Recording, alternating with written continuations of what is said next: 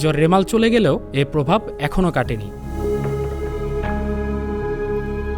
ভারতের আসাম, মণিপুর ও মিজোরামে ঘূর্ণিঝড় রেমালের প্রভাবে ব্যাপক বৃষ্টিপাত পাহাড়ি ঢল হয়ে নেমে আসছে সিলেটে।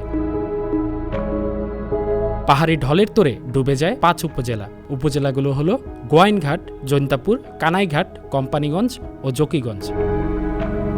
এসব এলাকায় পানিবন্দী হয়ে পড়েছে 2 লক্ষাধিক মানুষ।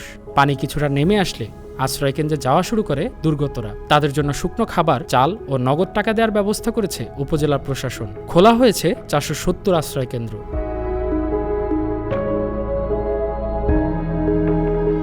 স্থানীয়দের সহযোগিতায় উদ্ধার অভিযান চালাচ্ছে উপজেলা প্রশাসন।